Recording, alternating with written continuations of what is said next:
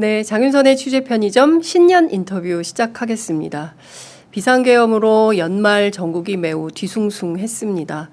게다가 무안공항에서 벌어진 제주항공 여객기 참사로 많은 국민들께서 고통과 탄식 그리고 번민으로 한 해를 마무리하지 않았나 싶은데요. 그래도 올해는 좀 더 좋은 소식이 많이 들렸으면 하는 기대를 가지고 저희가 오늘 특별한 초대 손님을 스튜디오에 모셨습니다. 문정인 연세대 명예교수님 모셨습니다. 어서 오십시오.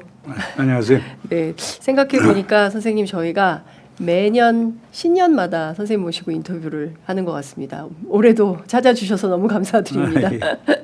네, 앞서 말씀드린 대로 정말 비상계엄 12월 3일 그리고 그것마저도 정말 기가 막혔는데 또 대통령에 대한 탄핵이 있었고요. 그리고 또 제주항공 여객기 참사까지 정말 그 고통의 나날이 계속되고 있다고 봐야 될 것 같은데요. 선생님께서는 지금 전국을 전반적으로 좀 어떻게 보시는지 말씀 부탁드리겠습니다. 네, 우선 무안공항 사건에 대해서 참 심심한 애도를 표합니다. 참 안타까운 일이죠. 네. 좀 한국이 잘 나가던 한국이 요즘 걱정이 많이 되네요. 네. 우선 뭐 제일 큰 거는 우리가 목격한 건 민주주의의 위기였거든요. 그건 다행히 그래도 우리 시민들과 국회가 나서서 그걸 막아냈죠. 그런데 이걸 어떻게 잘 마무리 짓느냐라고 하는 게 큰 과제일 것 같고, 두 번째는 무슨 민생 경제가 정말 어렵지 않습니까? 네네. 그러니까 민생 경제 위기를 극복하는 것도 큰 과제일 것 같고, 네. 세 번째로는 첫 번째하고 관련이 됩니다만은 통합의 위기가 상당히 심각한 것 같습니다. 우리 사회가 양극화가 많이 됐고 그 양극화가 된 상태에서 소위 보수 진보 진영 사이의 대결이라고 하는 게 거의 적대적 대결이 돼서 이걸 어떻게 극복해야 하느냐 하는 것도 큰 과제일 것 같습니다. 마지막으로는 안보의 위기죠. 네. 뭐 이번 12.3 계엄 사건에서도 볼 수 있듯이 여러 가지 북분 공작에 대한 이제 증거들이 나오고 있는데 네. 그 사실이 아니길 바라겠습니다만은 우리가 한반도의 군사적 긴장을 스스로 촉발하는 이런 걸 한다는 건 도저히 상상할 수 없는 일이죠. 네. 그렇기 때문에 이런 것들 이렇게 보면 민주주의 위기, 민생 경제 위기, 통합의 위기, 안보의 위기 이것이 2025년 새해 벽두 네. 우리에게 지금 닥쳐오고 있는 커다란 도전이 아닌가 생각이 됩니다. 네, 뭐 아직 음력설이 지난 건 아니기 때문에 뭐 을사년이 왔다 이렇게 말하기는 어렵지만 그래도 우리 국민들은 역사에서 을사년의 비극을 다 기억하고 있기 때문에 특히나 또 많은 분들께서 올해 또 무슨 사변적 상황이 발생하는 것은 아닌가 걱정이 좀 많으신 것 같습니다. 그러니까 기쁨으로 한 해를 출발하기보다는 좀 걱정과 두려움으로 좀 출발하는 한 해가 아닌가라는 생각이 좀 드는데요. 선생님께서 말씀해 주신 대로 여러 가지 이제 복합적인 위기에 직면하고 있는 상황인 것 같습니다. 하나하나 좀 여쭤봐야 될 것 같은데요. 일단 12월 3일 밤에 저도 여기 국회대로에 나와 있었고 또 담을 넘어서 국회 로텐더홀에 들어가서 라이브 방송을 했었는데요. 선생님께서는 비상계엄을 몇 번째 겪고 계신 겁니까? 저야 뭐 무슨 뭐 유신 때부터죠. 유신 아니 때. 뭐 정확하게 얘기하자면 뭐 5.16 때도 겪었고 5.16, 예. 그다음 4.19 때 5.16 때 4.19. 그다음 79년 네. 예, 그때는 뭐 미국에 있었습니다만은 예. 예, 뭐 그러니까 거의 뭐 거의 비상계엄을 다 겪은 셈이죠. 80년대 초반에도 이제 79년 80년 예. 이때도 전두환, 이제 예. 뭐 한국에 있었기 때문에 예. 겪었고 79년은 제가 미국에 있어서 겪지 않았지만 예. 그 상당히 많은 비상계엄을 겪은 셈이죠. 네. 예. 이번에 그 윤석열 대통령에 의한 비상계엄이 처음 선포됐을 때 TV 화면으로 보셨을 텐데. 아니 저는 그때 이제 예. 중국 광저우에서 국제회의에 참석을 하고 있었는데 서울에 없으셨어요. 예, 제 제자 한 친구가 그 현역 군인이에요. 예. 영광급 군인인데 예. 저 앞에 카톡으로 문자를 보낸 게 예. 교수님 이건 반역입니다라고 어. 하는 문자를 보내서 이게 이 친구가 무슨 생뚱맞게 무슨 이런 얘기를 했느냐. 예. 그래서 텔레비를 딱 봤지만 결국에 이제 한국에 계엄이 왔다라고 예. 얘기해서 계엄이 선포됐다고 그래서 아 이거 뭐 남북한 간에 군사적 충돌이 있는가 전쟁이 났는가 이 걱정을 예. 했었죠. 예, 예. 그런데 좀 있어서 이제 윤석열 대통령이 담화하는 걸 쭉 보니까 이게 예. 뭐 탄핵이 잦다. 그다음에 예산을 삭감했다. 예. 그다음에 입법 폭주다. 예. 이런 얘기를 들으면서 이게 계엄의 사유다. 계엄의 사유다라고 예. 하는 걸 보고 아 세상에 아니 이런 대명천지에 한국 같은 예. 성숙한 민주주의 국가에서 있을 수 있는 일인가. 네. 아, 이렇게 제가 걱정을 많이 했죠. 예. 그래서 사실 그 다음날 아침에 이제 그 회의에 그러다 이제 계엄이 해제가 됐고 예. 그 다음날 아침에 이제 회의에 갔더니만 저랑 같은 패널에 조셉 스티글렛츠 그 노벨 경제학상을 예, 예. 받은 분이 계셨는데 아 그분이 대뜸 저한테 얘기를 하는 게 한국은 대단하다. 한국의 민주 회복력이라고 하는 것은 네네. 세계에서 유례를 찾아볼 수 없다. 예. 이러면서 칭찬을 해요. 그래서 그 윤석열이 개헌 선포는 우리에게 재앙이었는데 네. 우리 시민과 국회가 계엄을 극복하고 나니까 전 세계가 찬사를 하는 거예요. 그래서 그날 두 개의 장면을 네네. 동시에 목격할 수가 있었죠. 예. 와, 쌤의 그 스티글리츠 교수로부터 그 얘기를 들으셨을 때 좀 어안이 벙벙하셨을 것 같다는 생각이 듭니다. 그 굉장히 참담하셨을 텐데 아침에 딱 상황은 오히려 반전된 상황을 세계로부터 받아서 좀 한편으로는 이게 양가적 감정이 드셨겠어요. 왜냐하면 거기 중국에서도 BBC나 CNN에 나오는데 예, 그렇죠. 우리 국회 앞에서 시민들 특히 예. 우리 안규령 대변인 네, 같은 친구가 정말 이제 아주 용감. 그 소위 총구를 잡고 그렇습니다. 이렇게 저항을 하는 예, 모습이 예. 계속 나오니까 네. 뭐 심지어 중국에 있는 학자들까지도 예. 정말 한국의 민주주의는 대단하다. 아, 중국 학자들도. 네, 예. 한국의 시민사회는 살아있다. 예. 귀감이 된다고 이렇게 한 예. 거죠. 그런데 그 후에 전개되는 거 보면 이게 불확실성이 높아져가고 그렇습니다. 걱정이 많습니다. 예. 말씀 주신 대로 사실은 비상계엄이 해제가 되고 그리고 나서 뭔가 좀 정상의 길로 바로 들어가지 않을까 싶었는데 그 내란 수괴에 해당하는 피의자 윤석열에 대해서는 여전히 뭐 체포나 어떻게 되는지 모르겠습니다. 뭐 수사나 뭐 구속이라든가 뭐 이런 게 전혀 안 되고 있는 상황. 그리고 또 한 측면에서는 지금 국회에서 최소한 헌법재판관 임명을 통해서라도 뭔가 이 탄핵 심판이 제대로 된 절차를 밟아야 되는데 그것도 좀 막혀 있는 매우 답답한 상황입니다. 좀 어떻게 풀어야 된다고 보세요? 뭐 기본적으로 그렇습니다. 대한민국은 민주공화국이고 민주공화국에서 모든 사람이 법 앞에 평등하고 대통령이라고 예외를 받을 수는 없겠죠. 뭐 체포영장 응해야 되겠고 네. 그리고 우리 공수처의 수사를 받아야 될 것이고 그리고 법적 절차를 밟으면 되는 것 같고요. 네. 그다음 헌법재판관 임명 문제도 헌법에 대통령은 헌법재판관을 임명한다라고 돼 있으니까 네. 국회가 추천한 3명에 대한 임명은 그건 헌법적 의무예요. 그렇습니다. 예. 그냥 그대로 진행하면 되는 거거든요. 예. 근데 제가 선생님께 여쭤보고 싶은 것은 뭐 워낙 많은 훌륭한 제자들도 많이 길러내시고 소위 이제 대한민국의 엘리트 뭐 그게 관료가 됐든 또 검찰이 됐든 법조 뭐 판사들이 됐든 뭐 그밖에 누가 됐든 보면 소위 이제 대한민국의 그 정치 엘리트라고 하는 사람들의 하는 행동이 좀 상식에 맞지 않는다.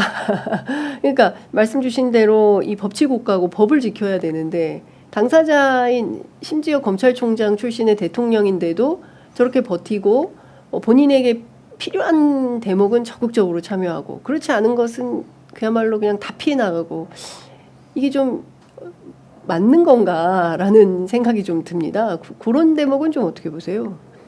글쎄 이건 모든 게 원칙과 상식에 따라서 모든 게 이행돼야 될 것 아닌가요? 네. 그러니까 뭐 윤석열 대통령 같은 사람은 법의 전문가니까 네. 그걸 뭐 법꾸라지라고도 얘기를 하지만은요. 그리고 법적으로 어떻게 피해 나갈 것인가, 절차적으로 어떻게 피해 나갈 건가에 대해서 연구도 많이 하고 그 대응을 갖고 나오겠죠. 그러나 우리 정부 입장에서는 네. 그거에서 충분한 대응을 해서 법 집행을 제대로 하면 된다고 봐요. 네. 그러니까 저는 기본적인 게 대통령이라고 해서 법에 예외가 될 수는 없고 네. 뭐 물론 현직 대통령은 형사소치에서 제외된다라고 하는 게 분명히 나와 있지만 내란의 경우는 제외이기 때문에 그렇습니다. 결국에 합당한 예. 수사를 받고 그다음 법적 심판을 받아야 되는 것 아니냐 생각이 됩니다. 그리고 그 헌법재판관 임명 문제만 하더라도 이거 갖고 정치적 쟁점이 된다는 건 제가 볼 때는 말이 안 된다고 봐요.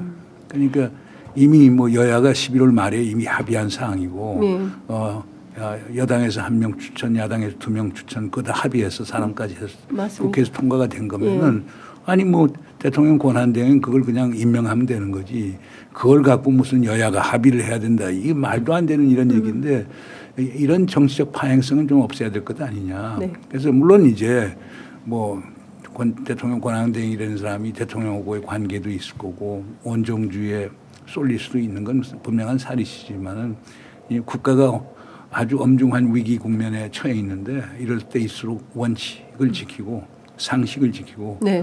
국민적 정서를 반영을 해서 결정을 내려야 된다고 봅니다. 네.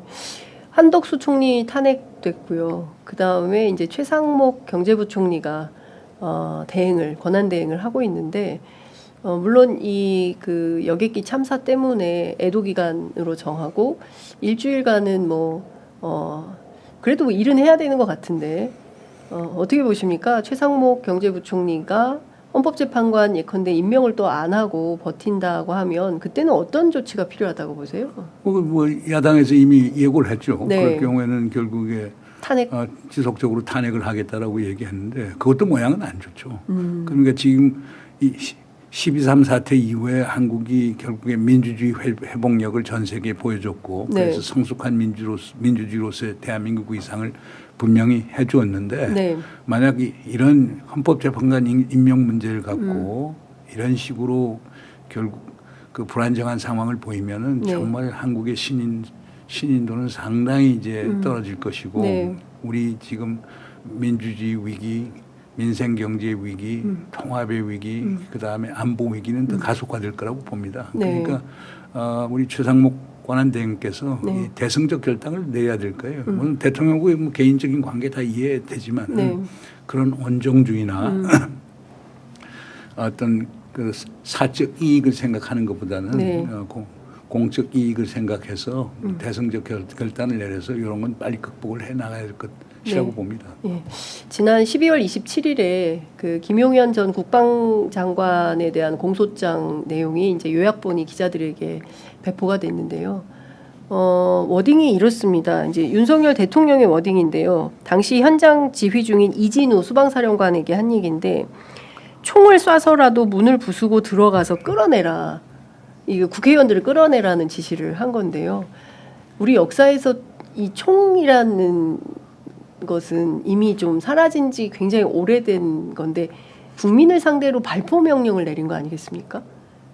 그러니까 80년 광주처럼 2024년도 서울을 광주처럼 만들고 싶었던 걸까요? 글쎄 저도 모르겠어요. 너무 끔찍해서 말도 잘 안 나옵니다. 그래서 저는 여기서 참 그 하나 역사의 아이러니를 보는데요. 윤석열 대통령이 취임 이후 가장 강조했던 게 자유, 인권, 민주주의라고 네. 하는 걸 강조하지 않았어요. 예. 그리고 자유, 민주주의, 인권에 반대하는 세력을 반국가 세력, 맞습니다. 예. 반헌정 세력이라고 이렇게 비판을 하고 예. 공격을 해왔거든요. 예. 또 그리고 자유민주주의 인권을 위해서 대한민국이 국제사회의 십자군이 되겠다라고 아주 선언을 했거든요. 네. 그래서 미국이 윤석열 대통령을 그렇게 반기고 좋아했던 걸 아닙니까? 네. 그래서 윤석열 대통령 보고 민주주의 연합을 하는데 대한민국이 나서서 앞장서서 예. 이끌어달라고까지 얘기를 했는데 네. 이번 12.3 사태 이후에 그게 완전 물거품이 됐죠. 그러니까 아마 미국 같은 데 느끼는 배신감이 대단할 거예요. 아, 미국이. 예. 그러니까 그걸 보면서 제가 느끼는 건 야, 우리 대통령이 자유민주주의 본질을 제대로 이해하고 있는가라고 하는 회의점이 있고 예. 그다음 검찰총장을 했다는 사람이 예. 그렇게 법을 그렇게 모르고 무시할 수 있느냐. 네. 무도와 무법. 네. 이것에 저는 아주 통탄을 하게 됩니다. 그리고 저는 거기서 제일 이해가 하기 힘든 것 중에 하나는 지금 프랑스 보세요. 정치적 위기 가고 있죠. 네. 지금 독일 보세요. 결국에 불신임 투표안 통과가 돼가고 곧 총선이 있죠. 그렇습니다. 미국도 결국 셧다운 하느냐, 즉 예. 연방정부 예산을 결국에 완전히 중단하느냐 예. 마느냐 갖고 논쟁하고 예. 있죠. 예산 싸움, 소위 입법 폭주, 심지어 탄핵까지도. 네. 그냥 불신임 투표하는 탄핵과 같은 거니까. 이런 것이 선진 민주사회에서는 비일비재하게 일어나는 거거든요. 그런데 네. 그것을 대화와 협상, 타협을 통해서 풀어나가는 게 민주주의 본질이란 말이에요. 그렇지 않습니까? 민주주의 사회라고 하는 건 서로 대립 갈등하는 이익들이 상충하는데 네. 그 상충하는 이익을 어떻게 슬기롭게 극복해 나가느냐 그게 민주주의의 본질이란 말이에요. 네, 네. 그래서 마키아벨리도 얘기했지만 그런 민주주의 정치라고 하는 건 사실 불가능한 것을 가능하게 만드는 거예요. 예. 그게 이제 민주정치 본질이라고 보는데 우리 대통령 첫째 너무 인내심이 없었던 것 같아요. 아하. 그리고 정치를 불가능한 것을 가능한 것으로 만든 게 아니라 가능한 것도 불가능하게 만드는 예. 이걸 정치로 파악을 하고 있고요. 그리고 정치를 흑백 논리 갖고 보는 거예요. 네. 그리고 진리와 허위, 흑백 네. 이렇게 나누면서 내 편은 예. 하얀색이고 내 예. 편은 진실이고 예. 나를 반대하는 세력은 전부 다 소위 검은색이고 네. 결국에 소위 반민주 세력이라고 이렇게 얘기하기 때문에 일종의 뭐 처단해야 되는 대상. 처단 대상이 되니까 심지어 뭐 의사들까지 처단 그러니까요. 대상이 된다고 예, 보니 예. 그래서 난 이걸 보면서 야, 네. 이 우리 윤석열 대통령이라는 사람이 이게 자유민주주의에 대한 학습이 정말 있는 건가 저는 없다고 봅니다. 그게 네. 전 문제의 본질이라고 봅니다. 예. 그러니까 기본적인 그 민주주의 훈련이나 민주적인 의사결정이나 뭐 이런 인식 자체가 없기 때문에 그냥 그 손바닥에 왕자 쓰고 나온 것처럼 그냥 자기가 그러니까 왕이라고 생각하고. 우리가 한국을 자유민주주의라고 네. 규정을 하면은 자유민주주의 핵심이라고 하는 건 결국에 뭐냐 시민들입니다. 시민들이 사회 계약을 통해서 대한민국이라는 정치 공동체를 만들자. 네. 그러면 정치 공동체의 핵심적인 원칙과 규범과 규칙과 절차는 헌법에 의해서 규정이 되는 거란 네, 말이에요. 네. 그러면서 결국에 뭐냐? 그러면 각 개인으로 만들어진 국가가 있으면 결국 여기서 중요한 거는 국가는 개인의 단순한 합일 뿐이에요. 국가가 자체가 이념이나 네. 소위 선호성을 가질 수가 없어요. 예. 개인들이 생각하는 걸 반영하는 일종의 그릇과 같은 역할을 자유민주주의 국가가 하는 거거든요. 네네네. 그런데 윤석열 대통령은 예. 그 국가가 자신이라고 생각하는 거예요. 네. 짐이 곧 국가다. 그게 세타 예. 세모아라고 예. 하는 레타 세모아라고 하는 예. 소위 국가 예. 바로 나다라고 예. 하는 짐이 바로 국가라고 하는 루이 14세의 네. 그 얘기처럼 그럼 그런 착각을 한 것 아닌가. 그냥 본인에 반대하는 네. 세력들을 반국가 반 헌법적 세력이라고 규정한 그 자체가 문제가 네. 있었기 때문에 저는 이 사태의 모든 본질은 네. 윤석열 대통령이 자유민주주의 기본 원칙을 제대로 이해하고 예. 그걸 실천하고 있었는가에 대한 예. 엄청난 그 의구심을 갖게 됩니다. 예.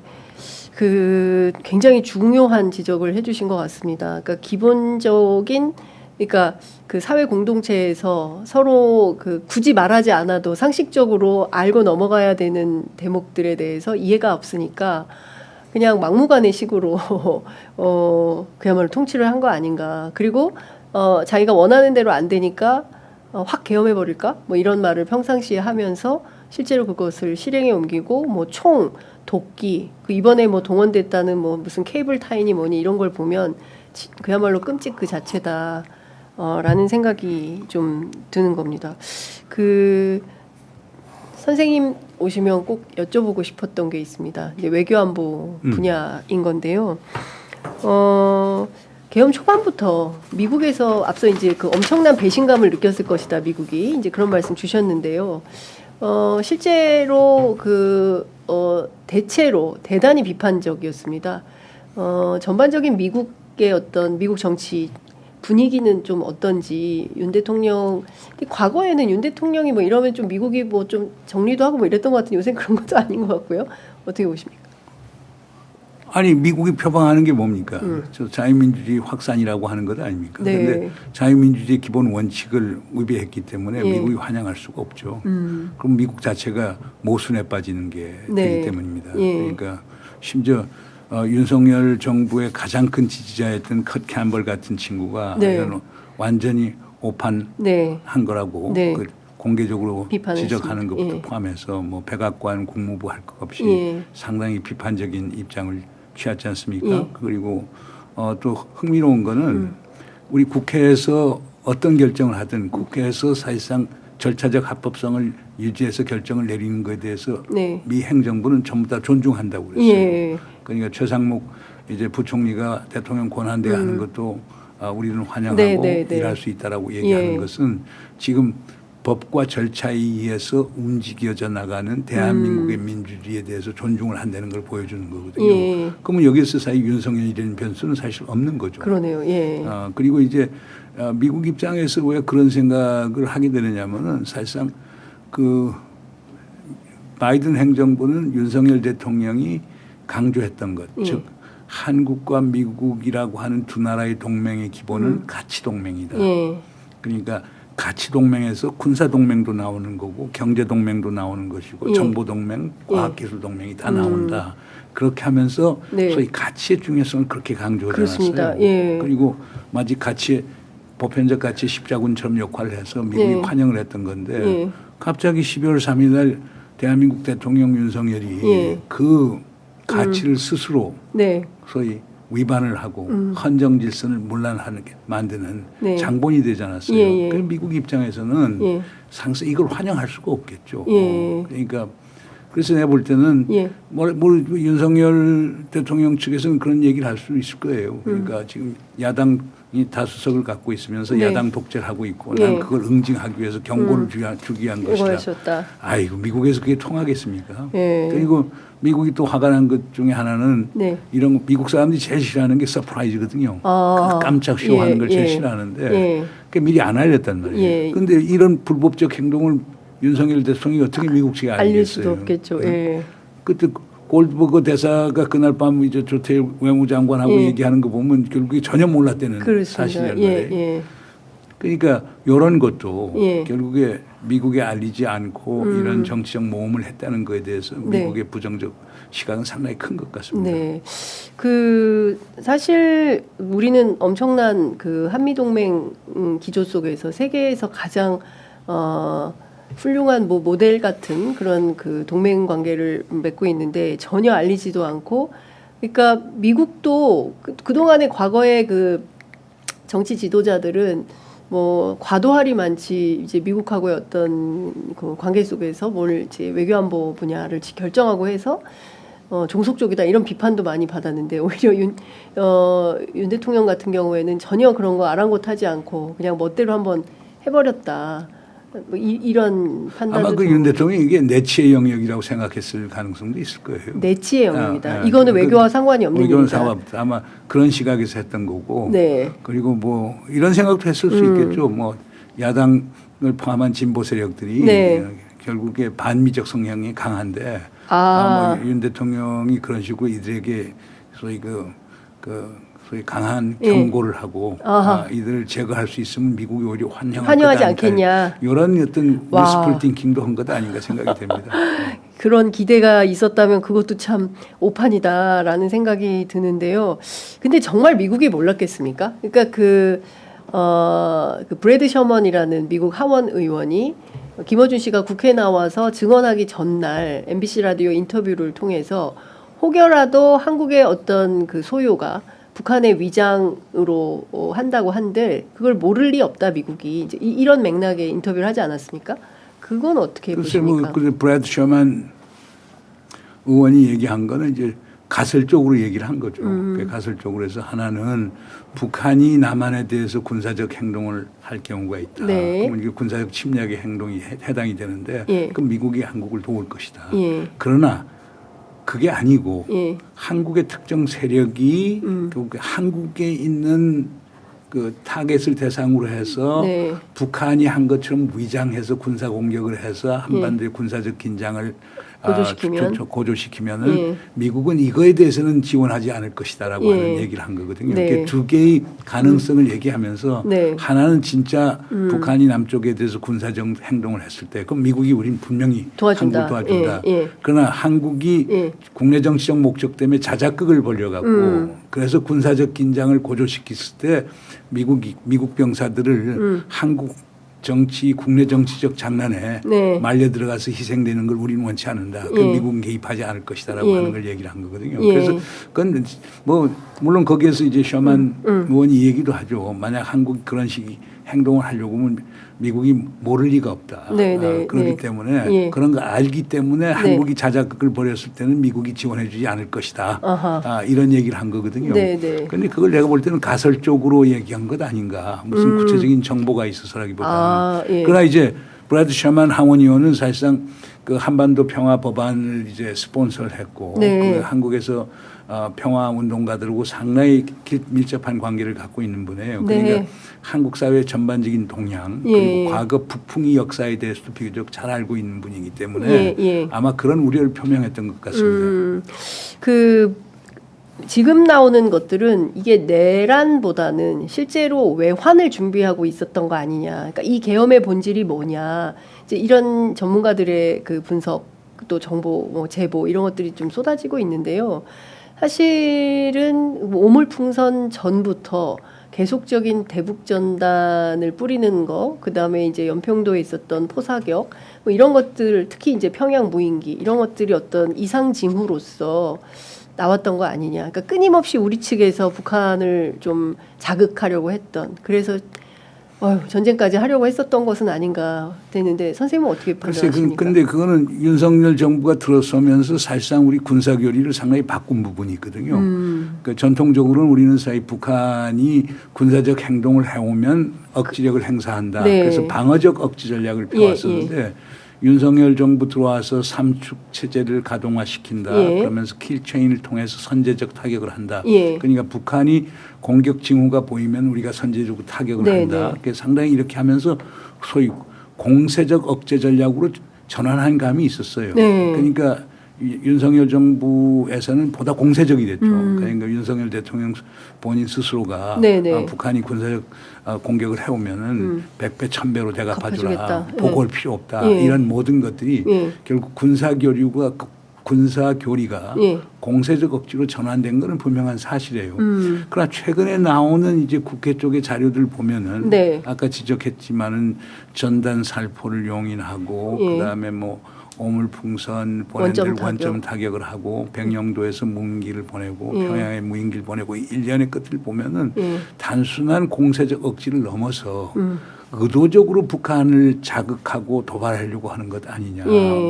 그렇다라고 하면은 그러면 지금까지 패턴을 보면은 계속 작년 하반기부터 이제 그런 노력들 쭉 해왔기 때문에 그러면 오히려 이런 북풍 공작을 하려다가 북한이 반응하지 않았기 때문에 12.3 계엄이라고 하는 악수를 택한 것 아니냐. 처음 시작은 외환부터 시작을 하려고 했었는데 북이 반응하지 않고 그 위기 국면을 피해갔기 때문에 결국에 12.3 조치라고 하는 악수를 둔 거라고 이렇게 평가가 될 수 있을 것 같아요. 그래서 요거는 이제 검찰에서 이제 검찰과 공수처에서 이제 조사를 하겠죠. 외환 부분에 대해서. 그러나 하여간 그런 발상이 상당히 위험한 것이죠. 그럼 대한민국 국민의 생명을 볼모로 해갖고 국내 정치극을 벌인다는 건데 그건 도저히 있을 수 없는 거고 용납할 수 없는 것이죠. 북한은 왜 그러면 무대응을 했을까요? 뭐 첫째는 북한이 남쪽의 의도를 윤석열 정부의 의도를 잘 파악했거나 두 번째로는 뭐 우크라이나 사태를 포함해 갖고 좀 병력이 소수지만 그 일부가 지금 러시아에 가 있는 상태에서 불필요한 군사적 분쟁을 남측하고 하고 싶지 않다는 것도 있고 아마 더 중요한 문제는 김정은이가 지금 내부적 정통성을 위해서 지금 경제 발전에 매진을 하고 있거든요. 경제 발전. 그러니까 새로운 그 지방 도시마다 이제 공장 짓는 사업 같은 이런 프로젝트를 하면서 대규모 인민군 병력을 거기에 투입하고 있기 때문에 지금 경제 건설 먼저지 지금 남쪽하고 군사적 긴장과 도발을 할 가능성이 혹시 적은 것 아니냐라고 하는 생각을 하게 돼요. 그러니까 이런 게 복합적으로 작용을 하면서 북한이 대응하지 않은 것 아닌가 이런 생각이 듭니다. 북한 김정은 위원장도 민생이 먼저네요. 물론 그게 더 중요하죠. 김정은 위원장이 뭐 우리 인민 제일주의라고 하는 게 지금 핵심적인 통치 이념인데 북쪽 인민들 잘 못 먹이는 지도자, 그게 어떻게 지도자입니까? 그러니까 아마 김정으로서는 그 상당한 그 어떤 의무와 사명감을 느낄 거예요. 인민들 잘 배불리게 먹이자라고 하는 것이. 그러니까 오직했으면 인민군을 전부 다 동원해갖고 경제 개발 사업들, 소위 건설 사업에 전부 다 총동원을 하겠어요. 한국 같으면 상상도 못한 일이죠. 그렇죠. 북한의 김정은 위원장도 민생 제일주의인데 윤석열은 민생은 어디다 팽개치고지 진짜 참담하다라는 생각이 좀 듭니다. 트럼프가 이제 곧 트럼프 내각이 출범을 하게 되는데요. 바이든 행정부는 사실상 이제 막을 내리는 것이고요. 트럼프는 어떤 태도로 나올 거라고 보십니까? 특히 이제 윤석열 대통령의 계엄과 이 부분에 대해서 미국 민주당하고 똑같은 스탠스를 취할지 아니면 좀 별도의 관점으로 볼지 어떻게 보십니까? 지금까지 자기가 뭐 논평이 전혀 나오지 그렇습니다. 않았으니까. 예. 그러니까 그만큼 이제 한국 문제가 중요하지 않다는 얘기죠. 다른 문제가 중요하다는 것도 있고. 한국 문제가 중요하지 않다. 그다음에 이제 부차적인 존재가 돼버린 겁니까? 제가 볼 땐 그렇게 그러니까 트럼프 2기의 외교안보 아젠다에서 아마 우선순위가 상당히 낮을 걸로 저는 평가합니다. 예. 두 번째로는 트럼프의 특징이 있어요. 트럼프는 강한 지도자를 좋아해요. 푸틴, 김정은, 네. 시진핑. 이번 12.3 계엄 사태로 윤석열 대통령은 아주 약한 그리고 가치가 없는 대통령이 돼버렸죠. 아마 트럼프 스타일로는 그런 대통령은 얘기 안 하려고 그럴 거예요. 왜냐하면 트럼프의 접근법이 거래주의 접근이기 때문에 강한 대통령하고 얘기했을 땐 딜이 되잖아요. 얻을 게 있잖아요. 약한 대통령, 그러니까 소위 헌법적으로 입지가 상당히 어려운 대통령하고는 안 하려고 그럴 거예요. 그리고 세 번째로는 그 윤석열 대통령이 바이든 행정부에 너무 투자를 많이 했어요. 배팅을 크게 했어요. 뭐 바이든 대통령이 있으면서 지난 3년 동안 삼성, 현대, SK, LG 이런 데서 투자한 게 거의 1,100억 불 정도가 맞습니다. 되거든요. 그런데 일본은 바이든 시대 그렇게 투자 안 했거든요. 그래요. 근데 이번에 트럼프 시작하면서 엄청. 손정이 마사요시 손이 마라라고에 가가고 결국에 1,300억 불을 투자하겠다고 들고 나온 거예요. 한 회사가. 와. 그러니까 트럼프 입장에서는 결국에 우리 윤석열 정부가 바이든에 크게 배팅을 했고 지금 트럼프 행정부엔 배팅할 게 별로 없다고 보여요. 그러니까 그렇게 본다면은 뭐 트럼프 입장은 기본적으로 거래주의 시각에서 보니까 저 지도자하고 만나서 내가 얻을 수 있는 게 뭔가 이걸 볼 텐데 아마 지금 윤석열 대통령 한편은 얻을 게 별로 없다고 보기 때문에 신경을 별로 안 쓸 것 아닌가 생각이 트럼프 듭니다. 입장에서 윤석열은 끝났다. 뭐 별로 고려 대상이 아니다. 이렇게 판단할 가능성이 난 높다. 그 가능성이 크다고 봅니다. 근데 저희들이 취재해 보면 용산 일각에서는 아니다. 그러니까 그 트럼프가 오히려 기사회생의 기회가 될 수 있다. 트럼프 체제가 들어서면 오히려 환영하고 할 거다. 그건 난 오산이라고 봅니다. 그러니까 기본적으로 제가 강조하지만 트럼프의 통치 철학은 결국 거래주의예요. 거래주의 핵심이라고 하는 건 딜메이킹이에요. 딜메이킹이라는 건 트럼프가 손해보는 장사는 안 하겠다는 거예요. 그러면 그 다른 지도자가 트럼프에게 공유할 수 있는 게 있어야 돼요. 줄 게 있어야 된다. 그러니까 강한 지도자, 시진핑이나 뭐 푸틴이나 뭐 김정은이 같은 경우는 본인이 결정하면 바로 그게 정책으로 나오고 미국에 양보할 건 양보할 수 있게 되는 거거든요. 그런데 지금 윤석열 대통령은 그런 국내 정치적 기반이 없죠.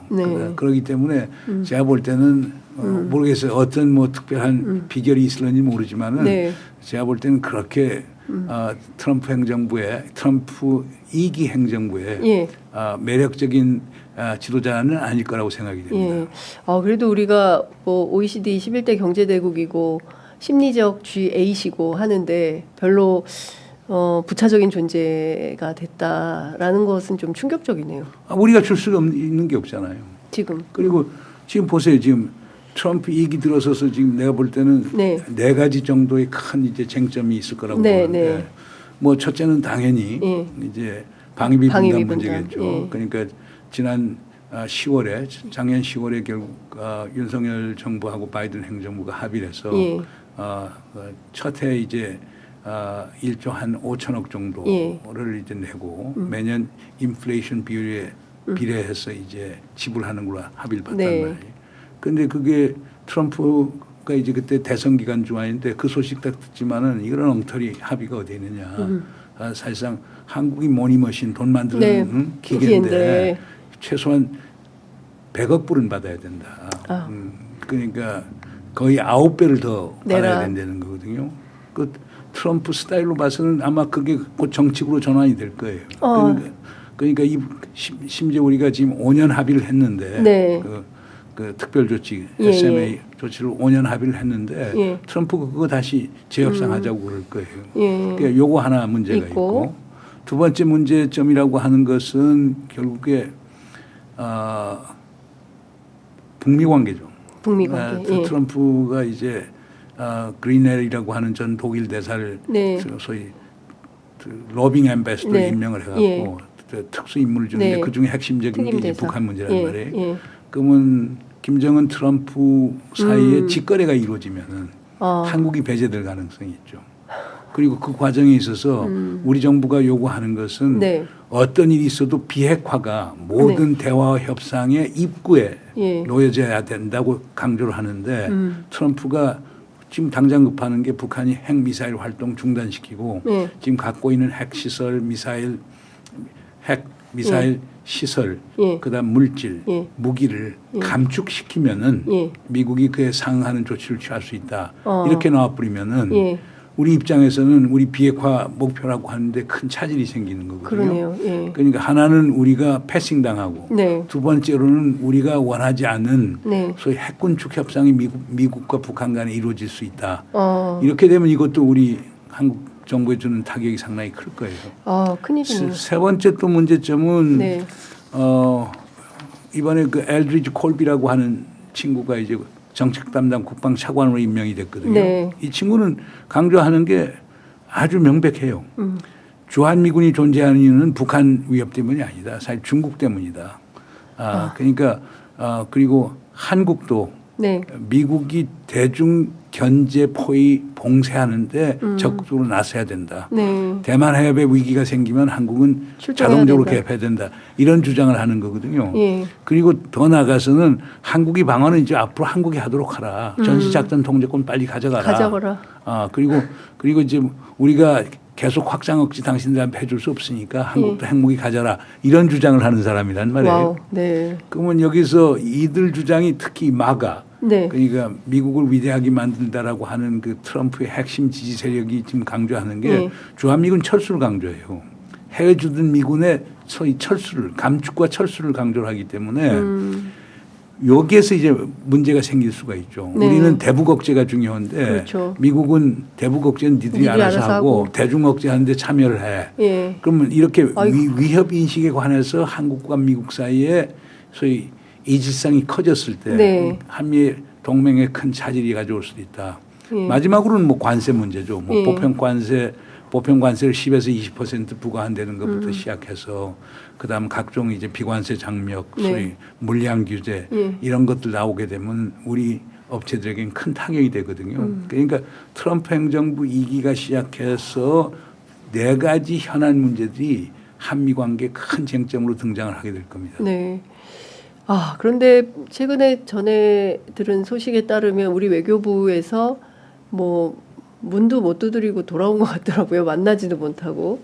그러니까 뭐 그 신세계 정용진 신세계그룹 회장 정도만 말하라고 해서 트럼프를 만났다고는 하는데 뭐 자세한 내용은 전해주지 않아서 어떤 내용을 했는지는 알 수 없고 우리 정부 관계자는 아예 뭐 미팅 자체가 안 잡히는 것 같거든요. 그거 할 필요 없어요. 지금 할 필요 없어요. 그러니까 뭐 급한 데든 가서 하는데 예. 왜냐하면 지금 그거 한다고 해서 그 트럼프 이게 큰 영향에 저 무슨 그 효과가 있는 건 아니거든요. 예, 일단 그냥 뭐 내년 하여간 금년 1월 21일 네, 이제 트럼프 행정부 2기가 출범이 되면 그때 정부 대 정부 협상을 통해서 하나씩 풀어나가면 돼요. 네. 뭐 지금 트럼프 대통령에 매달려서 될 수 있는 건 아니고요. 아니다. 그리고 트럼프 대통령이 이미 문재인 정부 시기 4년 동안 네. 한국을 겪었기 때문에 예. 한국에 대한 인지도가 다른 웬만한 사람보다 훨씬 나아요. 높다. 그러니까 그거 가서 지금 무슨 뭐 가령이 바지 가령이 잡는다라고 무슨 트럼프가 우리 말을 들어주는 건 아니니까 너무 신경 쓸 필요가 없고 그리고 언론도 네. 너무 그렇게 하지 말아요. 그러니까 언론이 자꾸 그렇게 하는 게 네. 정부의 협상력을 더 약화시킬 수도 있는 거거든요. 예. 그냥 떳떳하게 예. 정부 시작하면은 예. 현안별로 예. 하나씩 따져 나가면서 예.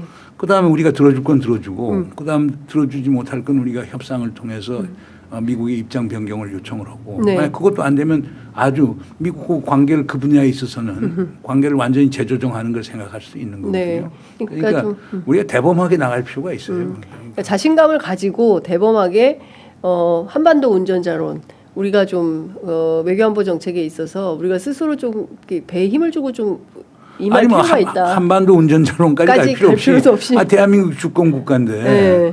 그리고 우리가 취약한 주권 국가도 아니고 네. 뭐 경제력, 군사력, 그다음 우리 시민의 수준, 뭐 문화력 어디는 뒤지지 않은 국가예요. 그렇습니다. 그러니까 우리가 오만할 필요는 없지만은 네. 그러나 떳떳하게 트럼프 행정 보고 하나씩 따져 나가면 될 거예요. 네. 정 안 돼서 트럼프가 주한미군 빼겠다고 하면 그거 가져와라. 수용해서 우리가 자주 국방 분명히 하고 예. 그다음 남북 관계 개선하고 예. 그다음 중국 러시아하고 관계 개선하고 예. 일본하고 협력을 해갖고 예. 뭐 일본 중국하고 협력해서 동북아의 새로운 다자안보 협력 체제를 만들 수도 있는 거니까 네. 그러니까 우리가 상상의 문을 좀 네. 열어놓으면은 대안이 있어요. 뭐 네. 트럼프 행정 위기 들어왔다고 해서 세상이 끝이 나는 건 아니니까요. 네. 알겠습니다. 선생님 말씀 들으니까 갑자기 이렇게 눈이 환하게 밝아지는 느낌이 좀 듭니다.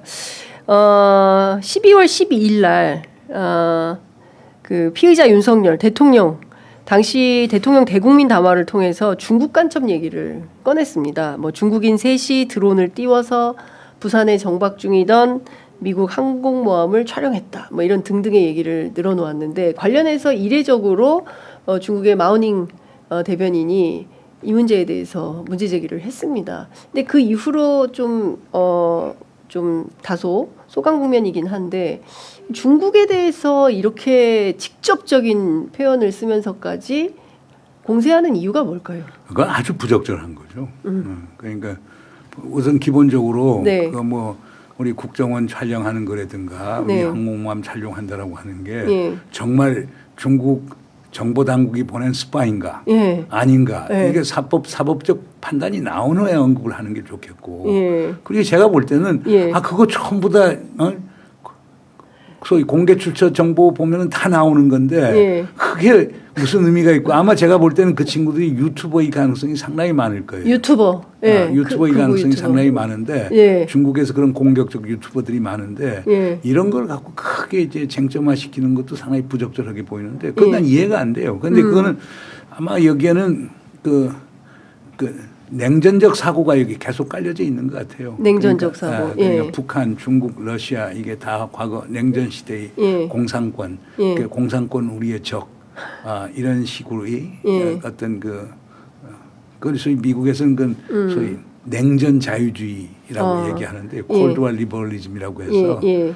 자유주의를 표방하긴 하는데 예. 냉전적 사고의 틀 안에서 자유주의를 생각하는 거니까 네. 그렇게 볼 수 있는 것 같아요. 그러니까 그거는 이제 반국가 세력하고 다 맥이 다 있는 것 같아요. 예. 그러니까 종북 세력, 네. 종북. 네, 예. 종북 세력, 친중 세력, 예. 친러 세력 예. 이런 것들 다 한때 뭉뚱그려 갖고 예. 이들이 소위 반국가 세력이고 반헌정 세력이라고 이렇게 보는 것 같아요. 그러니까 아주 냉전적 이분법을 갖고 네. 결국에 중국도 보는 것 아닌가.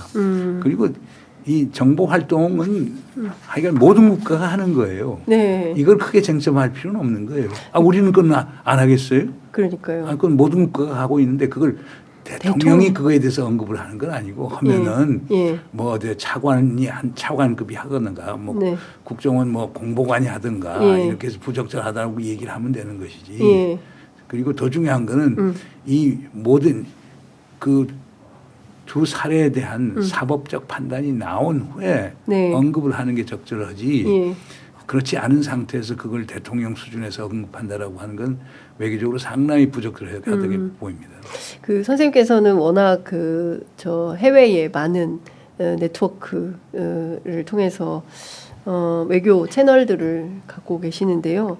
중국에서는 윤석열 대통령이 왜 이런 판단을 하고 있다고 보고 있나요? 어떻게 보고 있나요? 그날 그런 성명이라든가 최근에 이런 행태들에 대해서 중국에서는 좀 어떤 정도로 판단을 하고 있습니까? 아까 말하는 이제 윤석열 대통령과 윤석열 대통령을 둘러싸고 있는 참모들이 갖고 있는 인식 자체가 그래요. 그러니까 미국은 천사고 중국은 악마라고 하는 인식이 상당히 강하죠. 예. 그리고 우리의 국익은 미국에 편승하는 것이 최선의 길이다. 그리고 중국은 결국에 북한하고 연대할 수밖에 없다.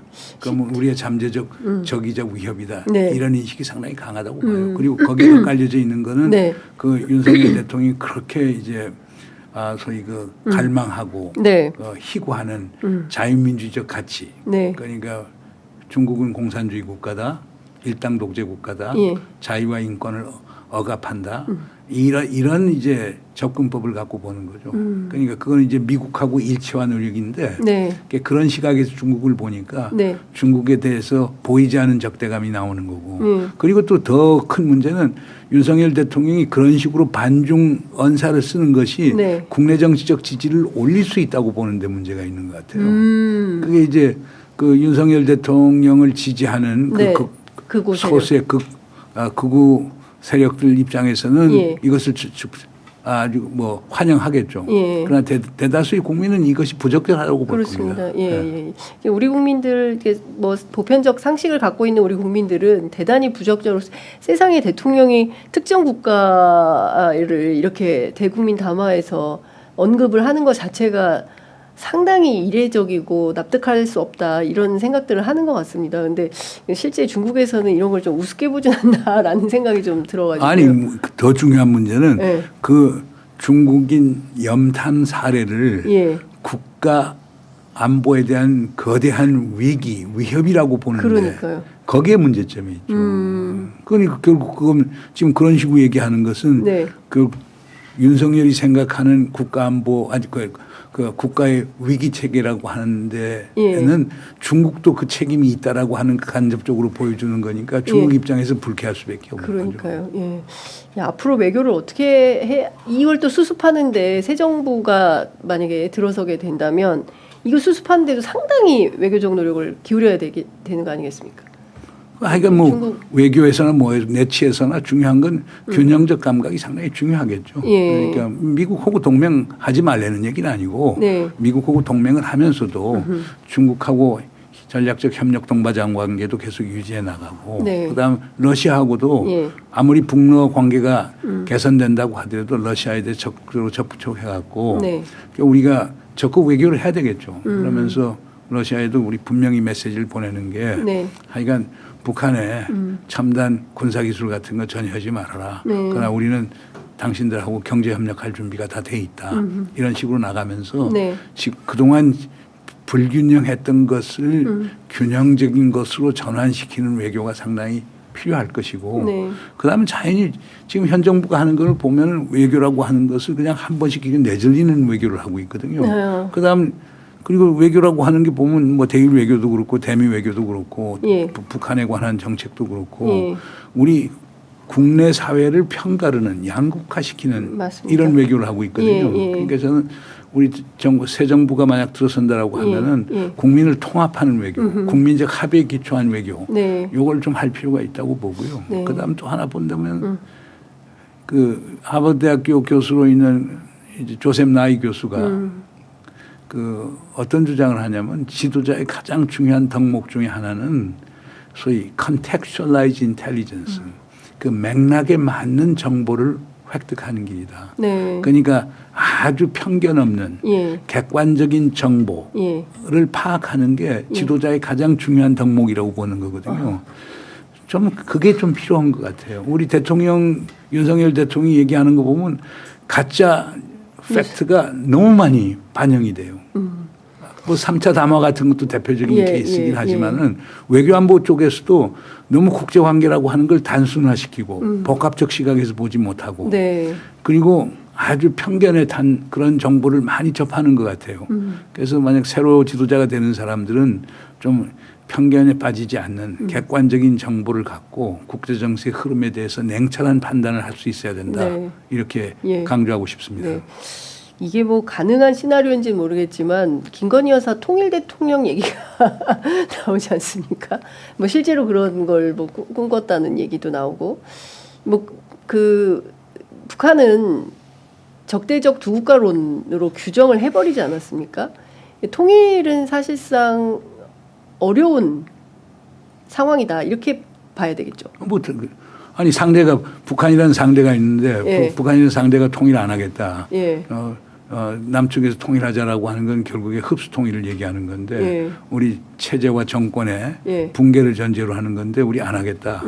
그 지금 할 수 있는 거는 이거 있죠. 두 개의 소위 주권 국가끼리 네. 소위 대화하고 협의하고 하는 건데 네. 그러려고 하면 제일 중요한 게 지금 적대적 두 국가를 예. 소위 평화적 두 국가로 전환시키는 작업이 상당히 필요하겠죠. 네. 그러려고 하면 이제는 통일부가 그걸 하는 게 아니고 예. 외교부가 나서서 해야 되겠죠. 외교부가. 그러면 잘 통일부는 결국 존재 이유가 없어지는 거죠. 그러네요. 그렇게 하면 우리 대한민국의 외교부하고 조선민주주의인민공화국의 외교. 외무성하고 예. 결국 이 양자 채널을 통해서 이제 협의해 나가야 되겠죠. 예.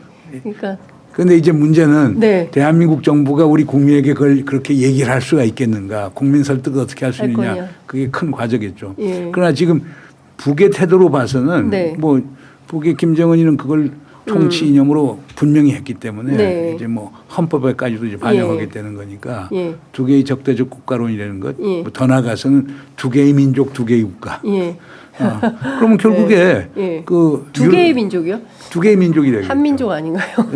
하나의 민족이 아니고 아니다. 왜냐하면 남북 이질화가 너무 많이 돼 많이 있어서 됐으니까. 그 남쪽 민족은 우리가 상종할 수 없는 민족이다. 그렇기 때문에 우리 두 개의 민족이니까 예. 지금 심각한 건 하나의 민족의 두 개의 국가는 뭐 우리 과거 그렇습니다. 정부에서도 전부 다 그 정책을 예. 폈지만 이제 하나의 두 개의 민족 두 개의 국가니까 완전히 갈라서게 되는 거고.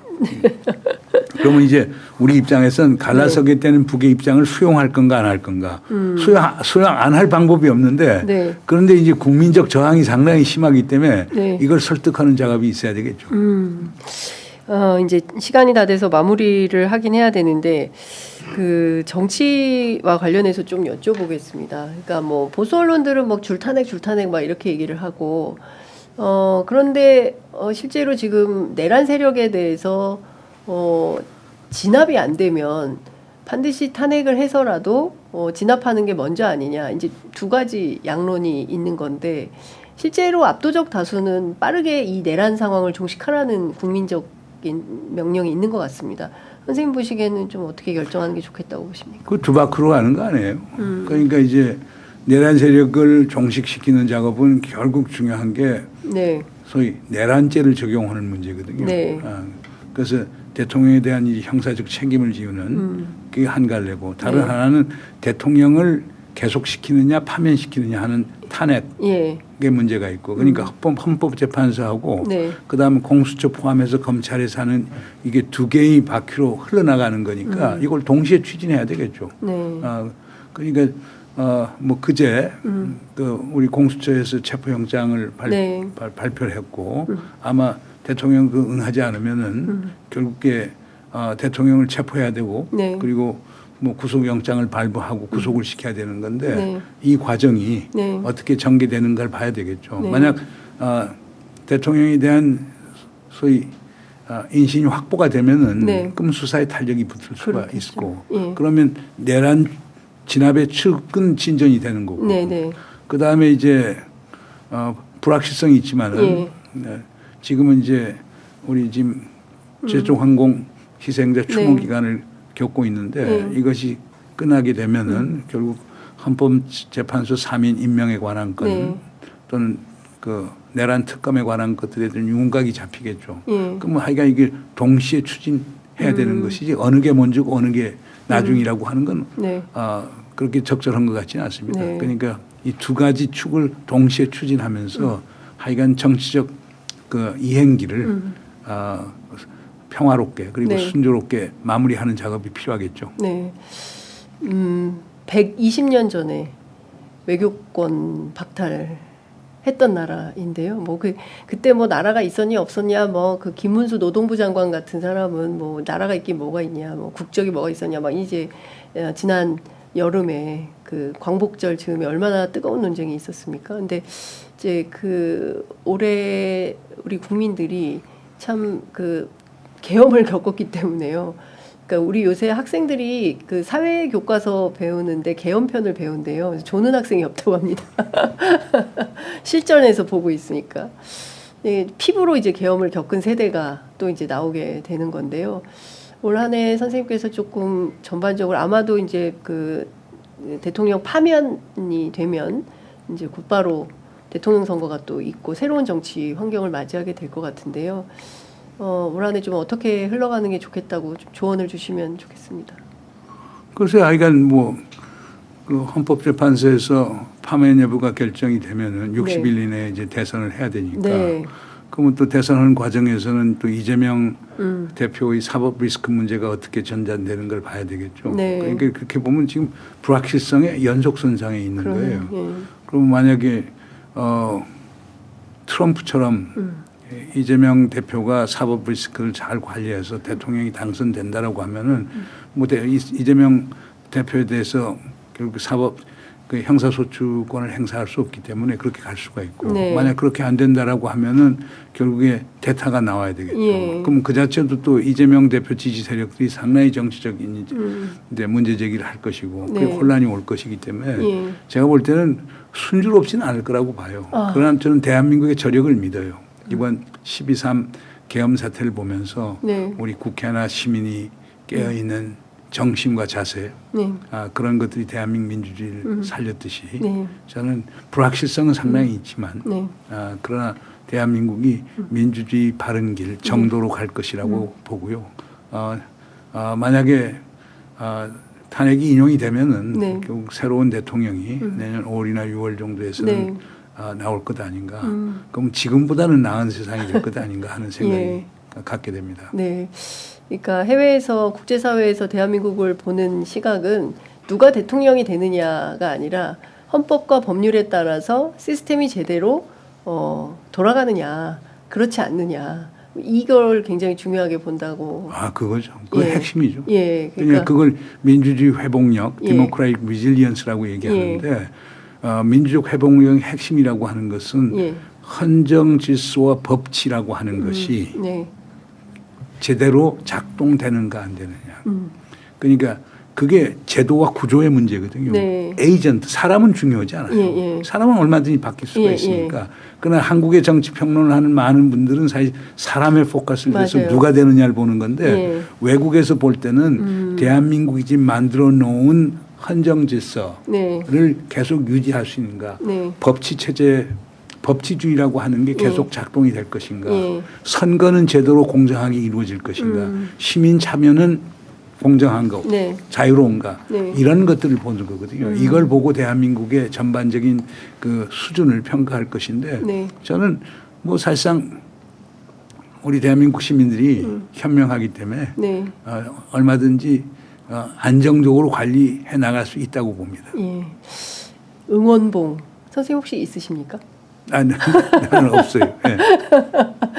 응원봉을 든 10대, 20대, 30대 젊은 여성들이 굉장히 많이 쏟아져 나왔습니다. 제가 이렇게 얘기를 들어보니까 이제 시민운동 쪽에서는 20대, 10대 청년 남성들의 룸이 좀 없지 않냐.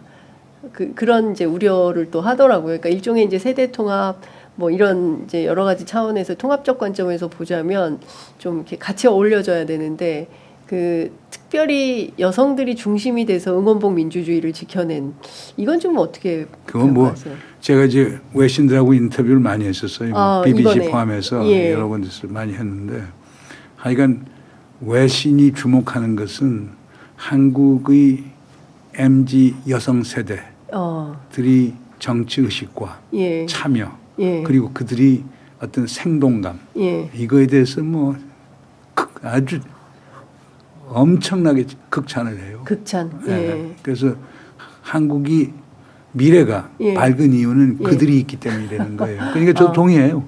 우선 생동감이 있잖아요. 네. 사람들이 박잖아요. 맞습니다. 그리고 새로운 형태의 공동체를 만들어주잖아요. 예. 우리가 생각하는 게 MZ세대 하면 극단적 개인주의자들이고 협력할 수 없고 예. 자기만 챙기고 이렇게 생각하는데 예. 이번에 여의도와 광화문에서 벌어지는 장경을 보면은 예. 그 20대의 젊은 여성들 예. 또는 30대 네. 또는 10대의 젊은 여성들이 예. 공동체를 만들어내고 예. 있고 예. 하나의 그 새로운 형태의 민주적 집단 의식을 만들었는데 견인차 역할을 하고 있거든요. 네. 이거는 상당히 고무적인 거라고 봅니다.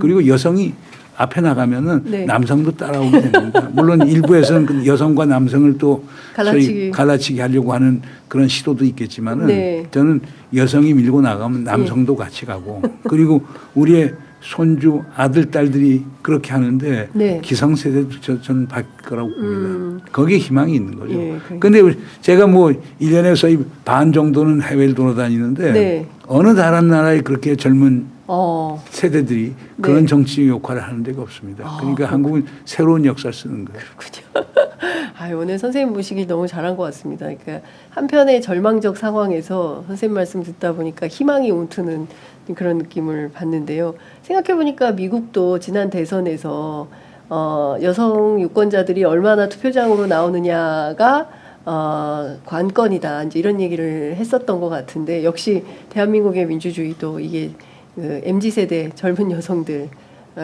지키고 있다. 남성들도 함께한다. 예. 저는 그 K 디모크라시는 우리가 예. 이제 한국 하면 K 칼처에서 네. 한국 문화 예. 얘기하는데 지금 뭐 새로운 대명사가 나온 게 K 디모크라시거든요. 예. 한국형 민주주의라고 하는 건 예. 결국 그 원동력은 예.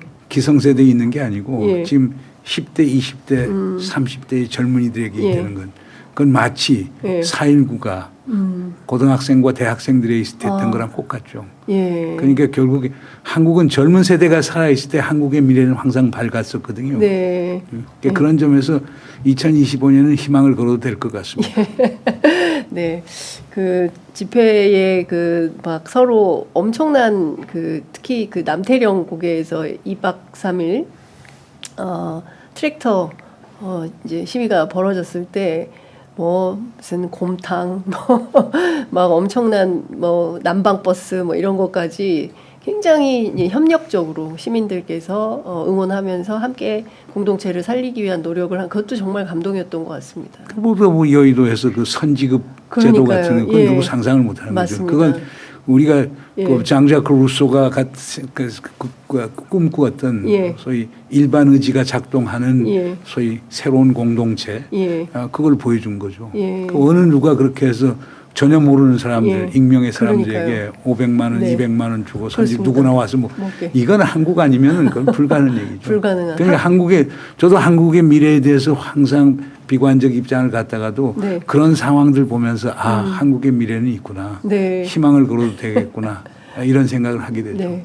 요새 그 트랙터가 많이 그 고장이 나가지고요. 전농 계좌에 후원금 보내는 분들이 그렇게 많다고 합니다.